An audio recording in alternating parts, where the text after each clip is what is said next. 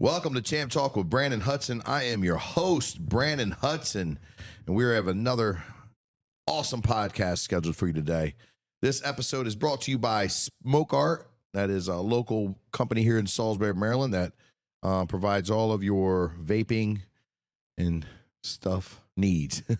They've got a ton of stuff over there, man. They have art for your smoke. They got it all, man. They've got it all. They've got a great thing going on. And, that's if you're, utilizing the medicine like it's intended for. But we're good. We're back. We're here. We've got Senor Chet up in here. How you doing today, brother? Good, man. It's been so long. I know. Where the fuck have you been? Oh, I meant to say I wasn't going to cuss anymore. I'm sorry. Listen. Too late. Wait a minute. Listen. Honest to God. I'm working on not cussing as much as I have been. Okay. And I'm working on cussing even more. Well, you need to. Yeah. Yeah. I figure if I start now and I ramp it up by the time I'm like, 70, 80, I'll just be that really grumpy old. Yeah. And then you can let everybody know how you feel on Facebook all the time. Like no filter. Hey, guys, if you get value out of this episode, man, please like and share it and comment. Or any of the episodes. Yeah, and look, when you guys go on here and you guys leave us a review, which is huge. Reviews are really big for Apple Podcasts, Apple iTunes, Spotify. Man, tell us what you think. Tell us how you feel. You know what I mean? Give us a heads up. And also, I love the YouTube comments. Oh my gosh, dude. So the YouTube comments are so good. Dude, they're good. They're gold. Listen, to all you internet trolls, okay? This is the one and only time I really mean thank you. Like, it is so great when you got like these people. I'm just saying, it's funny to me, right? You know what I mean? So I don't want to cause any, major issues or nothing. Apparently I need to go check. No, they're just funny, man. They're just, they YouTube is vicious, you know what I mean? But yeah, guys, like and subscribe, send this, share this, go to all our platforms, Champ Talk with Branden Hudson on Spotify, Apple Music, YouTube, Facebook, Instagram, all of it, man, all of it. All helps. The reviews helps, the subscriptions help. It just gets us more visibility to help more people, and we do all this stuff for free, so we don't ask for anything in return, but just give us feedback, help us improve, help us get better. But back to you, Chet. Where the fuck have you been? There we go. Number 2. Just doing what you tell me to do, boss. That's it. Yeah. Yeah. Well, you've had guests on, and then I was out, and then you did a solo thing, and so Got a couple solos. Yeah. Yeah. Couple solos. And I think we're getting straightened out for 2025 though. Get back in the routine. Well, I will say, Chetlin, it's not the same without you. You know what I mean? The guests are way better than you, but as far as they're way better. Gosh, clearly. If only I could have them as guests. You know what I mean? Or maybe the Gimp in the Box over there as my guest. We should get more guests. We should get more guests. No, man, I'm kidding. No, you're great. I do miss Champ Talk when we chop it up, dude. It's something about our little thing that we got going on here is really beneficial and helpful, and people actually they actually ask me more about you than they ask me about me, which is great. Which is ridiculous. Well, I mean, maybe in your eyes, I don't like it. I don't like not being the center of attention. I know. You know what I mean? But please ask more about Branden. But I don't like having to say, what do you mean about Chet now? No, people, no, dude, no bullshit, man. People love to talk about you and hear about you, man. It's pretty cool to have you back in, and maybe we'll come up with Chet sooner or later. You know what I mean? Yeah, maybe. Yeah, that would be cool. But yeah, we've had a lot of stuff go down since you've been out. We've had politicians on the show. Yeah. We've had who else? We've had a handful of people, man. We've done some cool stuff. I know. I've been watching. Yeah, it's pretty dope, man. We've won a fight since you've not been here. Yep, Joey Osborne won a big fight. I didn't get to go, unfortunately, but I did get to watch. Yeah, well, thank you, which was awesome. Yeah, he's a stud, man. Guy's been training with us for about a year over at SBY MMA Fitness, and collegiate athlete, a football player, came in, just wanted to do combat sports, liked it, really great guy. He's a great guy. He's a good guy. A gentle giant. Giant. Like a massive man, but like one of the nicest guys. He's a teacher. He's helped people, helps kids, but he man, he got busy. Got a second round finish the other night at a stellar fight. So he's got a promising career. Looked really good. Got some work to do, but for a year's training, went in there, just completely ready to go. So that's interesting. He had a pretty good corner too. He did, yes. Yeah. Coach Louie and Coach Greg. I was the third guy, but in kickboxing matches, you're not allowed to go in. So they had worked with him more than I have, and I'm saying they're, not only fighters themselves, but really stepping into that coaching and cornering thing. I mean, big time. Like, and it's really showing.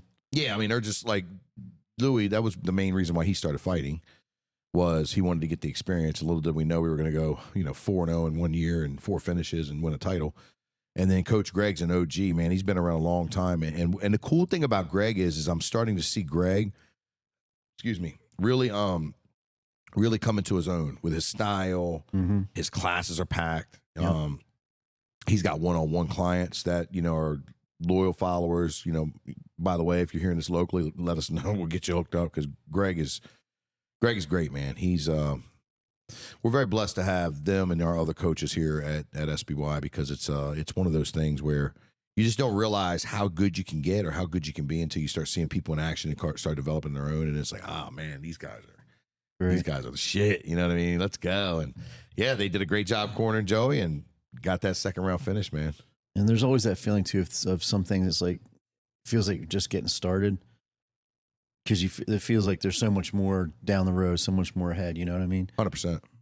Even though a lot of things are locked in, dialed in, fine tuned, just seems like, man, it's just really not even touching the tip of the iceberg. No, man. So I was talking about that, right? It's cool. That's a good thing we could bring up. So the cool thing is like whenever you're in business, right, and you start your own business. Well, first of all, let me back up. I completely thought that, just like most other gym owners probably, that, oh man, if I get this amount of clients, I'm paying this amount of much a month, this, minus my rent and minus, $200 of overhead, man, I will be able to, you know what I mean? And I was like, I can merely make a living. And they got a saying, if you want to make money, don't start a gym, right? Because, we've learned that. And we've been very successful here at SBY.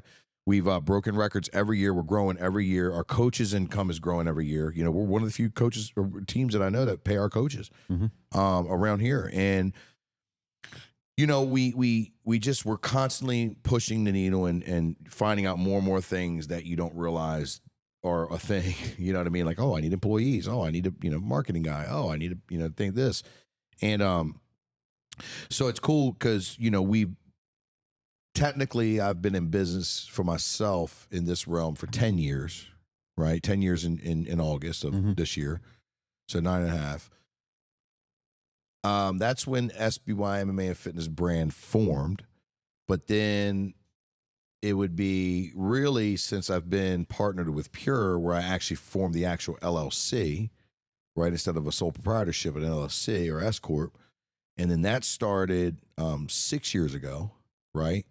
And then there's always like a weird flex between when we were in the 3,000 square foot upstairs versus the 10,000 square foot upstairs where we had, obviously expanded. Where I'm going with this is they say about 10 years in business is when you start really making a good profit, you start becoming an expert in your field, you kind of got a handle. And most businesses don't last that long. I don't know the percentage, I probably should, but there's a lot of businesses that do not make it 10 years. And they don't make it 2 years. 2 years too, yeah. 2, 5, and 10 are the benchmarks you hear about. So I don't know where I fall really, or where we fall really into that realm of have we ever been in business for 10 years? Have I been in business for 6 years? Have I been in business for 3.5? Because 3.5 is the time we expanded. Either way, we have to go back to your point. Geez, man, it still feels like we're just tipping the iceberg over the things that we have planned, what we want to do, where we're going to go, all the things, man. It's incredible.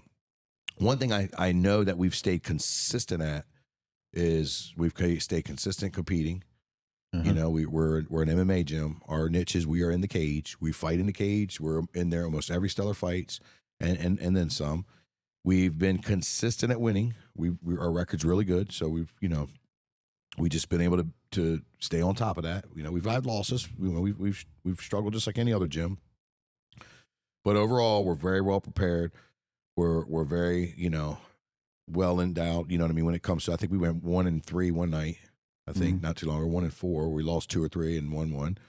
And we just keep growing. We just keep breaking records when it comes to signups, revenue, attendance, all that. You know, like every quarter, it seems like we're besting our last quarter of the year before, and then every year we're really growing tremendously. So, And there's always new faces walking through the door too, which is really interesting. And you know, when we talk about it all the time, people come in for different reasons. They're there for, you know, everybody's there for a different reason. But I mean, but people that actually want to come in and learn how to fight and are really interested in the competitive part of it.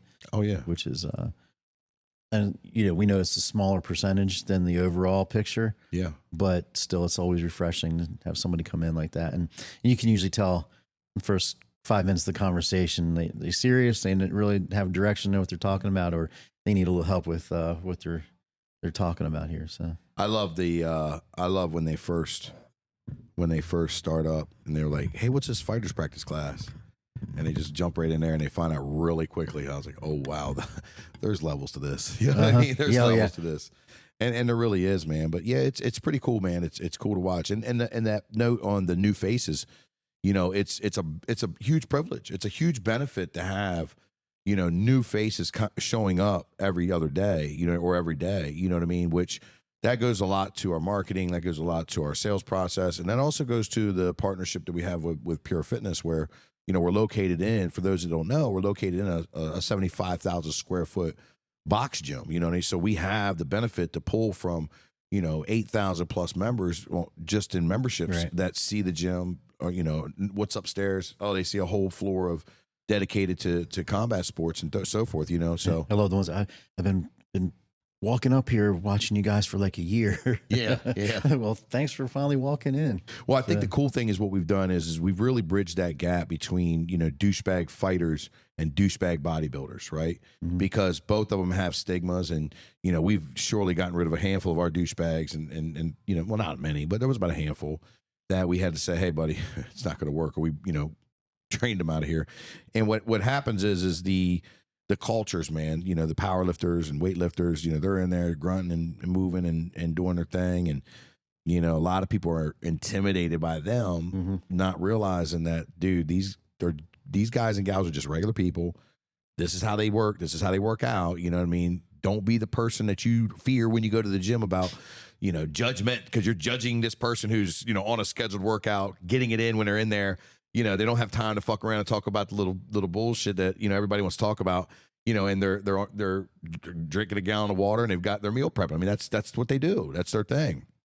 And then on the flip side, you got the fighters, where everybody thinks that, you know, we're human cockfighters beating the shit out of each other and don't realize it's way different than that. You know, there's that's an element of what MMA looks like in combat sports. But ultimately, you know, you got people over here that are, you know, working on their technique. They're just as, you know, in their realm and zones too. And both sides of it. Here's the thing: is the gym side and the combat sports world, both sides of it is the majority of the people that are there are doing it for personal reasons, for personal health reasons, for personal mental. I'm drawing a blank on a Monday. Well, it's therapeutic. Therapeutic, yes. Mental health reasons for me, and things like that, yes. Yeah. So most people are there not for the bodybuilding or the competitions or the weight or the fights or stuff like that. They're there just because it's so good for them. And we've done a good job of bridging those gaps and those cultures, you know what I mean? You know, a couple of things that we just, you know, in this element where you have a gym in a combat sports gym inside of it, we don't do, you know, you motherfuckers I better not catch nobody catcalling. I better catch nobody catcalling, you know, and making anybody feel uncomfortable. Women, men, and all of our guys and gals have been very good at that. They understand that. You know, we're hovering around 400 members, give or take the time of year, you know, so having that many personalities and many people and stuff like that, that's a big deal. You know, I'd say probably 200, half of them, I don't know the exact number, are children. So, you know, we're good on that end. It's the adults that obviously you have to worry about with that, but we've had a great thing. I can't say that, you know, DMs don't get flooded by new students and things like that, but that's a battle that everybody faces. You know what I mean? Everybody's, hey, I'm a weight belt. I can help you out with how to do jujitsu. I see you didn't know how to tie your belt. You know what I mean? Like, come on, guy. But that's that's neither here nor there.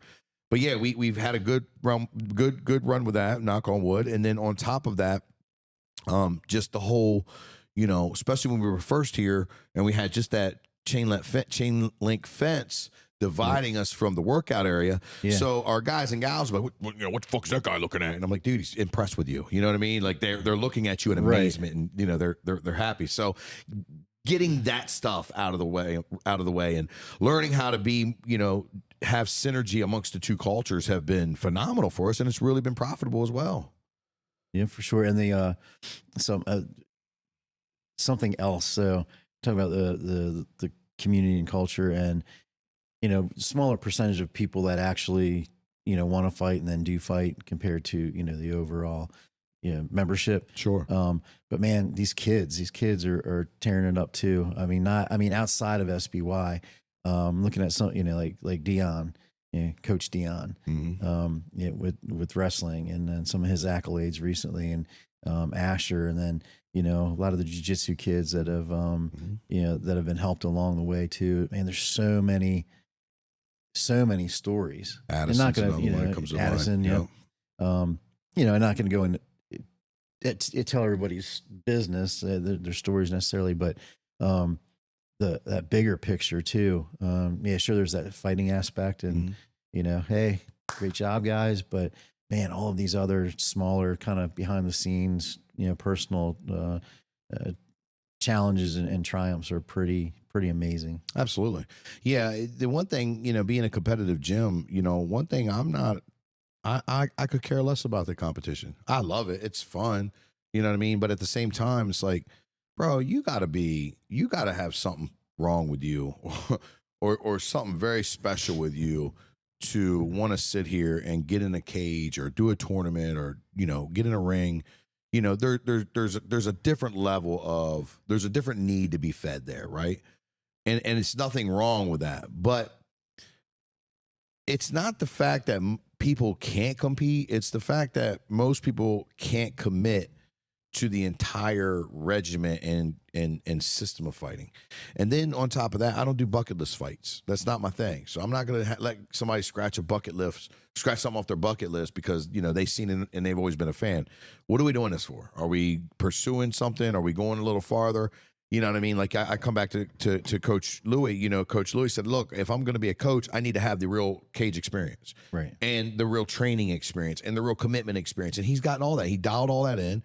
And that's great. Shout out to Coach Louis, by the way. He just started over with us at the Maryland and Delaware group of VXP Realty. If you guys don't know, Chet and I, we recruit and bring in talent. I coach the agents, and we run the leadership side, and make it champions, baby, make it champions. But anyway, I digress. But yeah, so you have the element of, it's not the fact that we don't think you can fight or you don't have the heart. It's just, do you have the time, dedication, and ability to commit to the training and to all that? And, to your point, it's like, you see these kids, all of them have the ambitions and being the superstar and the UFC fighter and whatever, the jiu-jitsu guy and the boxer and kickboxer and all the above. At the end of the day, though, unless they've got that real dog and committed and all in, that's what they want to do, I'm steering these guys to utilize what they do here, learn here as a martial arts way of life. But also, hey, how's that going to push you into potentially getting into real estate, potentially, going to trade school, maybe, going to college and really having something dialed in on what you want to do for college, getting into sales, getting into starting your own business, being a solopreneur, whatever. Maybe it's as I don't want to say as easy, as simple. Like I said, I don't want to trivialize it, but going from a D student to a B or an A student. Absolutely. I mean, it all starts somewhere. Absolutely. Shout out to Man Baby Asher Dix. This kid has sat there and came in, and he had a very tough story, right? And he come in D&E student, right, with not knowing anything. And dude, he's one of our most standout students. The kid is a beast. He's winning wrestling tournaments, and he's proud to show his A's and B's on his report card in the past year and a half. Yeah. He's proud to bring those in. He's a leader. He stands up. It's so many. I mean, dude, that's one person that, you know what I mean? I acknowledge. There's still so many challenges, but I mean, there's no doubt in my mind that it's because of his time spent here and the 100%. people he's spent it with that he's been able to overcome so many things. 100%. And then on top of that, and these are high school kids we're talking about, and then on top of that, so many other examples that we could just go on about, you know, how it is. And that kind of brings me to another point. I wrote a post about this today regarding, you know, we're in the January month. So clearly you're having a lot of people coming in for signups. Now, this isn't, for some reason, we don't do as well in the beginning of January as we do in the beginning of February and the next few months. We crush it in those months per data, but the gym business is notorious for, you know, New Year's resolutioners and people signing up, changing their lives, and et cetera, right? And one of the main things we hear a lot is, you know, hey, it's a year contract. It's a year contract. And, you know, what a whole year? Yes, it's a whole year contract. You know, I talked about this today, and I've said this many times. You don't even grasp what you don't know within a year's time of doing combat sports or martial arts, right? Like, absolutely, especially jiu-jitsu. Brazilian jiu-jitsu is one of those things where you're barely even, you're still brand new in a year's time. And when you think you start knowing, and when you think you've hit a plateau, half the time you're wrong, because then you get something that just smacks you in the face. You're like, oh man, okay, well I thought, well, man, I still don't know anything. Absolutely. It takes, I mean, for us, you and I, right? It's a way of life. We're martial artists, right? You know, I've competed and fought. You've been, you know, in different martial arts and so forth. It's a way of life for us, right? And it's a business, and it's our dream, and it's all the things. For other people, you know, it's self-defense, it's all that things. But you know, you get to be in that space where if you're gonna come in here, you're gonna sit there and be involved in combat sports. You gotta give it at least a year, not only just to develop in the technique and the skills, but also go through when you want to quit and give up. Mm-hmm. You know, there's gyms that pride themselves and market that they don't do contracts, right? And hey, whatever works for you, right? I can't agree with that model at all. There's a lot of things on a business standpoint. It really hurts the marketplace, right? Right. You know, if you're a gym that, you know, and I'm being very loose with my terms. I'm not calling anybody out, but you know, if you take offense to this, then well, you know what I mean? Fix your shit. You know, because I can tell you what, I talked to a lot of gym owners across the bridge, or not across the bridge, across the country. And I talked to a lot of them, and I have to tell them all the same shit. You're not charging enough. You're not marketing enough. Mm-hmm. Your contracts are bullshit, right? And again, this isn't for everybody, but generally speaking, the concept, if I'm here to improve the quality of life for everyone around me through mindset and fitness, if I'm here as an expert in martial arts or combat sports, if I want to change the world, help the world, improve everybody, I need money as a tool. I need money. I need to use money as a tool to be able to make that happen, right? Right. People want money to go buy cool shit, and that's fine too. But if you really want to make something happen, you utilize money as the tool it is to be able to pursue what you need to do for the future and for the community. So I'm sitting here, and if you're marketing that you have, you know, all these black belts at your school, and you have all this expertise, but you don't hold them to a contract, you don't charge enough for your memberships, what are you really doing?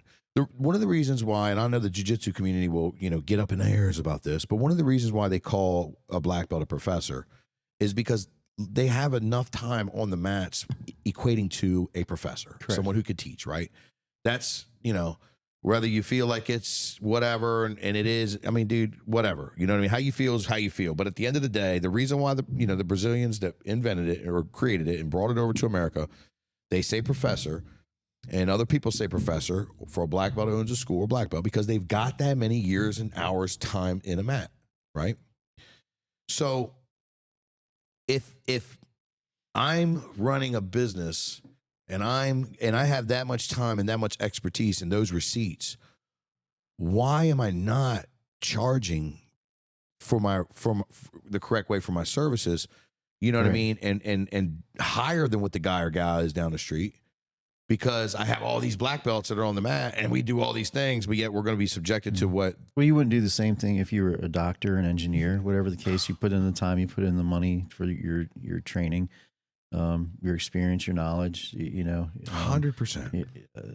hard knocks, all of it. 100%. So why wouldn't you do the same? 100%. But yeah, the year commitment, that's like it goes beyond the money thing too. You're asking for, if you've only got so many hours that you can be, training somebody, instructing people, and hopefully lots of that, trickling down to your other coaches and so forth. But if somebody's asking you, it's like, yes, here's my money, I want you to teach me, but you're asking for their expertise, you're asking for the time put in, and there's only so many hours to go around. Yeah. So to asking for a year commitment, if I'm pouring into you, you're coming to me as a pretty, a year is, and honestly, I mean, let's think about it. Like, how fast does a year go by? Right. Literally, and we talk about this, the older you get, you blink your freaking eye and boom, a year has gone by already anyway. So. Absolutely. And that's where I was segueing to. It's like, okay, cool, I need to charge. And then I need you to be committed for a year. What does that say to your kids when you sit there and you can't even commit for yourself to something for a year, and then you expect to have your children say, hey, I'm going to commit to a year? Like, that's why so many parents have so many issues with kids and following through. Mm-hmm. And parents, you're not alone. It's not, even if you did push them to do the year commitment, we all go through it. A kid is going to be a kid and not want to go to the gym. Your motherfucking ass don't want to go to the gym. What makes it any different that they want to go to the gym and go through that? What does it look like to say that you don't have them under a year contract? See, I'm in the business to not only just teach you martial arts and combat sports, I'm also in the business to teach you leadership, commitment, follow through, honoring, things that you say you're going to do, being the best version of yourself, not giving up on yourself when times are tough, when times are hard and difficult, that you still show up every day or show up when on your scheduled days. I'm in the business to teach all of that. The combat sports is the vessel to get you to find out about yourself, right? And I think there's a difference too. So it just depends what people, clearly you have a mission statement. Yeah. Some places, if it's merely transactional and it's just, I'm going to teach you A, B, and C that I know, and that's where it stops, and okay, fine. 100%. At least you've defined what you're about. Absolutely. That's not me. And the funny part is most gyms and most places don't say that. They say, oh, we're a family. Oh, we're here to help you. We want to grow. We want to be the best. We want this, that, and the third. But then if you don't require someone to sign a commitment and a contract for a year to say, hey, you're going to be with me for the first year. After that, it's whatever. Then what's happening at that point is now you're all ultimately saying, hey, most people are going to quit, right? We don't care if you do or don't. As long as you pay those dues while you're here, we'll take it. And good luck to you. Sink or swim. That's not my model. That's not my model. My model is not poaching other clients. My model is not being transparent about what we do here. And my model is not sitting here and making people own a commitment. It just does not work for me. And I'll get pushback from this. I'll get pushback from all areas, right? Other gyms will have their perspective. Look, I'm not saying you're wrong. I'm not saying what you do is wrong. I'm just saying what you do don't fit me. That's not what statistically speaking I've seen happen. And in the 10 years that I've been, actually created this brand and been in this, especially the last 6 years where we've had access to so many people, right? I'm not like the average. Our brand and SBY is not like the average gym that you would go to. We have a funnel of thousands of people, maybe even tens of thousands of people on a yearly basis that come through our doors that try our stuff out. I mean, we looked at the waivers alone, and just in the last 6 years, we're well over 4,000 waivers.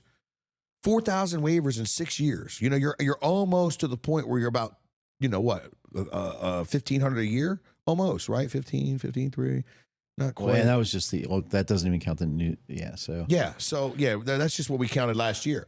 So when you have that, what I'm trying to say is when you have that many people walking through your doors, you got data to go by to say, hey, statistically speaking, most people want to quit at X amount a month, right. Third, fourth, or fifth month, right? So if I love my martial arts and my combat sports, if I'm in business for myself, if I want to change the world, if I want to do all these great things and teach you not only, martial arts and combat sports, but teach you commitment and teach you other things that helps you improve the community, why in the fuck wouldn't I have a 1-year contract starting you off? I believe in my program so much. Why wouldn't I charge more than the guys and gals down the street? Dude, we offer more because we're putting more into this. It's not about just combat sports.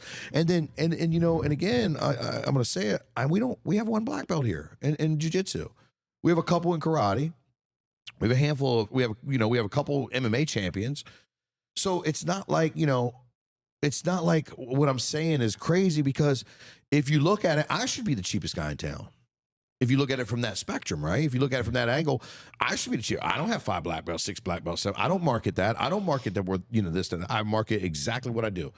We're going to improve the quality of your life through mindset and fitness. And we are going to utilize combat sports and mixed martial arts as a vessel to do so. And if one of y'all or a couple of y'all want to compete and fight, we know how to make you a champion. We've got the receipts to do that. We've gotten we've done the only 3 Salisbury-born MMA champions that we've had. We've created them. So we've got and as I see, nobody else around here in Salisbury has done that. We have the receipts. We have the recipes. This is what we do. That's all we market. That's all we market. And again, it's very. I'm not the type of coach to give up on people or give up on, look at people as transactional, right? Like we should be charging honestly $50 to $100 more a month on our memberships, to be honest with you. Like if you look at the market area and look at what this takes and requires and what we offer, we should be higher than that. We're still very competitive in the area, but that's because we believe in it. Because if you took this, what's going on here, this whole operation, and you plopped it 3 hours away. Oh gosh, in a metro area. I mean, people would not year contract, no problem, and then you pretty much could name your price. And then now, when I say that could be double or triple, because I mean it's more of an academy of many things, not just combat sports. That you could do that. Oh yeah, absolutely, easily. Absolutely. And I hope that some of the listeners that are listening, if they do own an MMA gym or any kind of business, message me. Message me. I'll be more than willing to break down some of the things that we do and let you and help you get to where you need to be. Because, again, however you want to measure the time frame, for me, I'm going to say 10 years is where I'm coming up on. That I'm stepping into the expertise of I know what I'm talking about. I know what I'm doing. I've been running an MMA gym, or a MMA brand for that long. And I've made countless mistakes and messed up many, many times. And, should have done this, should have done that, all the above, you know what I mean? And at the end of the day, it seems to be we're growing and breaking numbers. And, just like we had in our sales meeting, our coaches meeting today, we're constantly looking at ways to improve and how we have improved and things that we're doing. And I'm not saying that I got all the answers, but I would love to help, either a brand new gym that's starting out fresh with all kinds of questions, or, an existing gym that just can't quite get over the hump. You know what I mean? But the problem is, and this like so many other industries, the problem is once you do that, everybody says the same thing. Oh, that's too easy to be true. That won't work in my market. Oh, I don't, what I mean? And they don't believe in themselves. If these gym owners believed in themselves in as far as a business sense, as much as they believed in their martial arts and believed in the expertise that they provide, I think that more people would be introduced and affected by martial arts. And that's, that's the silver lining of the conversation that you and I are having. It's not about the year contract. It's not about how much you're charging or how many black belts you do or don't have. It's not about the MMA channel. It's about how many people can we help and impact and change lives, just like our young guys that we talked about, like, Asher and Addison and Dion, and just like, Louie and Greg and all these other guys and Joey and all these people that have, I just named off 6 people that had 6 different goals and 6 different outcomes in mind, that we were able to facilitate that and give them the opportunity to go and chase those dreams. And also, be a little bit more educated on how to go and run a business, or how to go and be a leader, or how to start something or get into something and make some money. Like, I can't stand these motherfuckers that say it ain't about the money. You're a liar. You're a liar. If it ain't about the money, let me start fucking with your paycheck. Let's see how long that lasts when I short you on your paycheck. That's one of the things I love with the recruiting is, you ask people why, and it's like, well, I really love to help people, and just to help them get their first home, that like this 5-minute long thing. I'm like, that's beautiful. That's beautiful. How about making money? Like, well, like, come on. I mean, it's essential. And what do we say? It's not everything, but affects everything. Bro, let me tell you something. If I said that it wasn't, that I'm not about money, or I was learning from somebody or working for somebody who said they were not about money, that would be a major red flag for me. What do you mean you're not about the money? Are you telling me that you don't care about how much the people under you or that are under me make and are happy? What do you mean you're not about money? If you're not worried about money, you don't have no reason to be in the business for yourself. Because one, you're lying. Two, again, I'm not saying the love for money. I'm not saying how much cool shit I can buy. If buying shit is your thing, great. I don't give a damn if you decide to, do blow off hookers' titties in fucking Vegas. That's your thing. Hey, whatever. I don't recommend it. You know what I mean? That much. But I'm just saying, whatever you want to do, go do you. Like, if that's what makes you be a good person and help people and work hard and all that, I'm not the one to judge or tell you what to do and not to do. What I will say is that money is the tool to make sure that people can grow and prosper. And the more money you have and the more ability that you have to use that money to change and impact others' lives, the more you're following through with your calling. If you tell me as a leader you ain't about the money, that's not the person I'm leading. I'm going to be led by. And even more so, if you hear me say it's not about the money, run for the hills, because it is. That's another thing. It is about the money. You motherfuckers are lying. Everybody wants to say it isn't. It is. It always is. Because again, you go messing with their paycheck all of a sudden, and back to the recruiting thing, it's not about the money. I say, okay, well, you're going to, be without a paycheck for about 3 months to 6 months. It's going to take a little bit. It's a good thing in real estate. It's a good thing you feel that way. Yeah, it's a good thing you feel like that. You're going to be struggling. Oh, I got some money saved up. Okay, cool. And 9 times out of 10, I don't care how good the recruit is, how well they interviewed. It doesn't matter. 9 times out of 10, the same thing comes up, man. I'm struggling for money. I don't know what to do. Da, da, da, da, da. Like, guys, come on, man. It's always about the money. I don't know anybody who's wants to lie and say it isn't. It isn't. Man, one of the things to notice is just the conversations that come up on the mat, around the gym too. So many of them are not about the gym or have anything at all to do with fighting or combat sports. Like, hey, coach, I've got this going. Like, what do you think about this? And it could be something very day-to-day, mundane, whatever, to something very personal and very important. And that gets my wheels turning, man. I love that aspect. I love that camaraderie and stuff. I was talking to my wife yesterday, and we were talking about I talk about sitting with some of our friends at dinner table, and she's like, it's hard to keep up with the conversation because it's always about jujitsu or business or things like that. And I'm like, well, that's not a bad conversation to have, on a daily basis. We could be talking about a whole bunch of other dumb shit, you know what I mean? And she's like, oh yeah, I totally agree. And that's right. Those conversations fill the cup. I'm not talking about the same shit I talked about when I was 20 years. Well, clearly not when I was in my 20s, because, we were riding around with the chopper, you know what I mean? But I mean, you know what I'm saying? We're not talking about the same stuff that we talked about as young men. And every 5 or 10 years, generally most people evolve and most people, turn into something, and the likes of men and hearts of men and women change over time. And, those are good conversations. Those are good conversations to have. And, when you're talking about growing, you're talking about, what personal development does for you, options and things like that. Those are not bad conversations to have. And that's the part I love the most about the gym atmosphere. Is most of the gym atmospheres in combat sports isn't about the combat. Right. I was talking to shit the other today. I was saying damn, I like to joke. I mean, I say some stupid shit. I mean, I'm working. 2025 is the year I'm going to try to get canceled. because I've been trying really hard and it just doesn't work. And I say some crazy shit, you know what I mean? And I was making a joke and I'm like, guys, shouldn't it be a lot more laid back and fun and funnier when we're here? Because, you know, we're kicking and punching each other in the face and bending our limbs and back and choking each other almost unconscious. We should probably lighten up and have fun, you know what I mean? And they laughed and stuff and they were like, yeah, you know, coach, I ain't gonna lie to you. We've been to like tournaments and we've been to like other gyms that we visited and stuff like that. And man, it just seems like they're all just like not like us. They're a little weird and yes, I don't know. The vibe, it's a vibe check. It's not the same. I was like, dude, we're cool as a fan, man. Listen, it's like Kendrick Lamar winning all them Grammys. They're not like us. You know what I mean? But every gym feels that way. Every gym feels like they have the best jiu-jitsu or combat sports. They have the best guys.